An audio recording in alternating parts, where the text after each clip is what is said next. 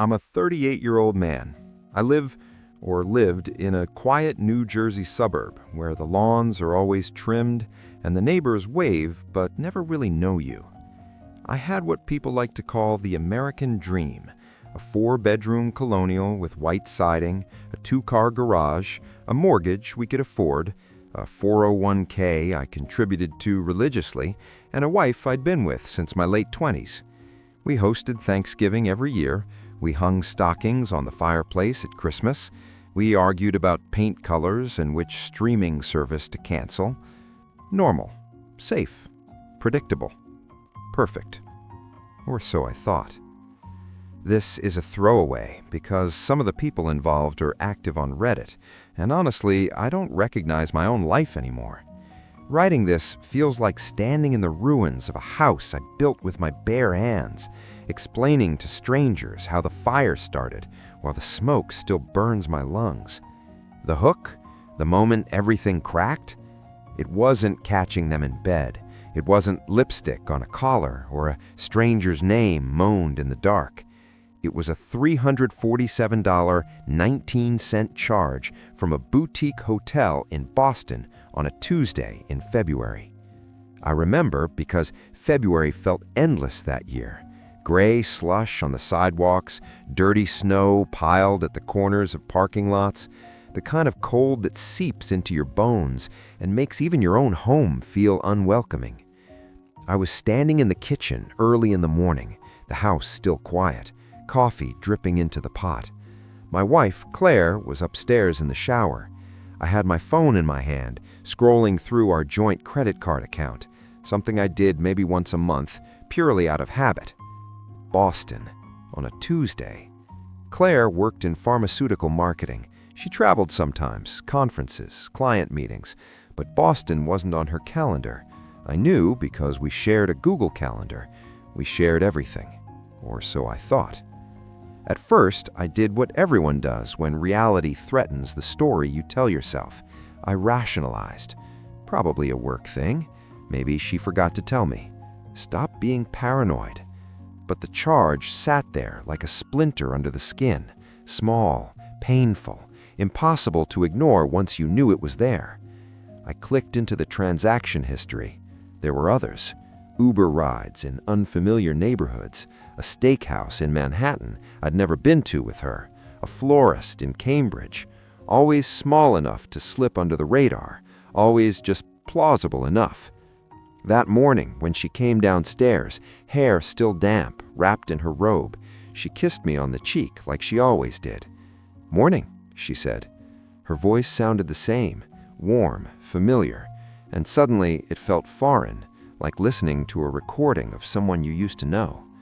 "Morning," I replied, and my own voice sounded far away. I didn't confront her, not then. I didn't even mention Boston.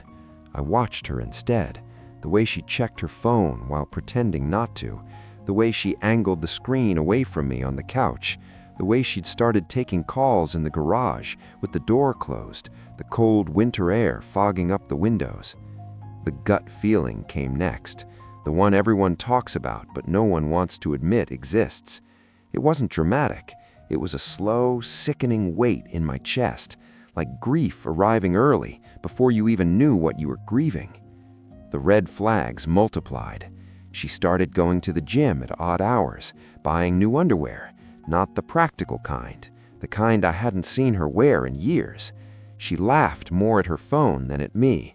She'd fall asleep clutching it, face down on her chest, like it was something she needed to protect. One night, I woke up around 2 a.m. The house was silent, except for the hum of the heater kicking on. Claire wasn't beside me. I found her downstairs in the laundry room, sitting on the dryer in the dark, her phone pressed to her ear. She jumped when she saw me. "I didn't want to wake you," she whispered. "Who is it?" I asked. "A colleague. Time zones," she said quickly. She smiled, that same smile I fell in love with. I went back to bed and stared at the ceiling until morning, my heart pounding like it was escaping. The first real discovery didn't come from her phone. I wasn't brave enough or broken enough yet to cross that line. It came from her car. She asked me to grab something from the trunk one Saturday afternoon. The air was cold and sharp, the sky low and heavy with snow. I opened the trunk, and there it was, a leather overnight bag I'd never seen before. Not mine, not hers, at least not the version of her I knew. Inside were men's toiletries, a dress shirt, size large. I remember sitting on the cold concrete of the garage floor, the smell of oil and dust in the air, holding that shirt in my hands and thinking, this is it. This is the moment everyone talks about. I didn't cry, not yet. I folded everything back exactly the way I found it. I closed the trunk. I washed my hands for a long time at the sink, staring at my reflection like I was waiting for it to change. That night, lying next to her, listening to her breathe, I realized something terrifying. I didn't know who she was anymore. And worse, I wasn't sure she'd ever been who I thought she was. Update 1. I didn't confront her. That surprised me even. Instead, something inside me went cold, not numb, focused, like a switch had been flipped. I needed the truth, all of it. Not the sanitized version she'd give me if I accused her, not the tears and half-confessions, the real story. I started quietly.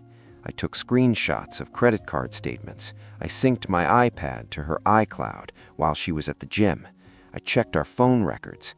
That's when I saw the number, repeated, almost daily, long calls late at night, early mornings, during her, quote, work trips.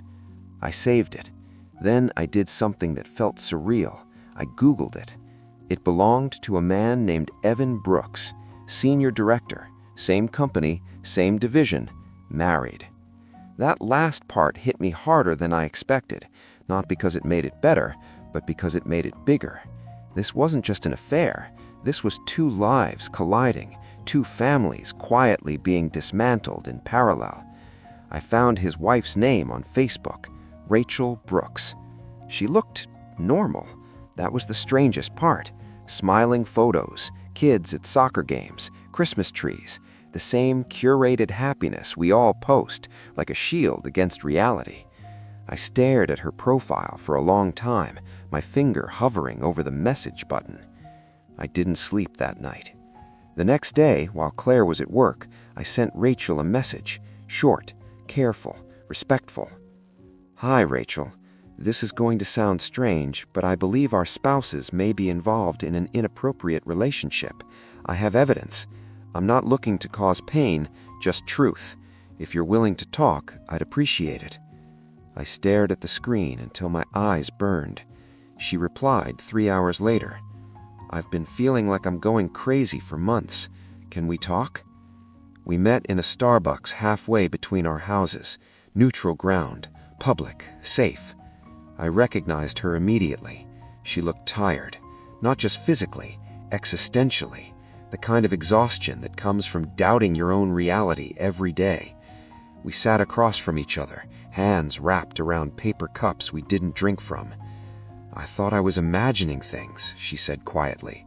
The late nights, the lies, the way he'd suddenly care about his appearance. I nodded. Me too. We exchanged what we had, screenshots, dates, locations. The overlap was undeniable. Boston, Manhattan, the same hotel, the same dates. At some point, she started crying, silent tears, shoulders shaking. I passed her a napkin, my own hand steadier in a way that scared me. They've been doing this for at least 2 years, she said after checking something on her phone. He moved money from our joint savings account. I thought it was for renovations. That's when we realized it wasn't just emotional betrayal. It was financial. Over the next few weeks, Rachel and I became unlikely allies. We met late at night, compared notes, dug deeper. She found deleted emails through an old laptop backup. I discovered a separate checking account Claire had opened in her name alone. They weren't just cheating, they were planning. Trips, future jobs, a life that didn't include us. The darkest discovery came last. Evan had been positioning Claire for a promotion, one that required discretion. They'd used company funds for personal travel, misreported expenses, fraud. This wasn't just an affair, it was a ticking bomb. Rachel looked at me one night across her dining room table, stacks of printed emails between us. We could confront them, she said, or we could let them destroy themselves. I thought about Claire, about the woman I married, about the home that smelled of her shampoo and felt like safety. Let's be precise, I said. Update 2. We chose Christmas, not out of cruelty, but out of symmetry. Claire loved Christmas, loved the lights, the traditions, the way it made everything feel magical and forgiving. We hosted that year, like always, family, friends, Evan and Rachel included. The house smelled of pine and roasted turkey, Bing Crosby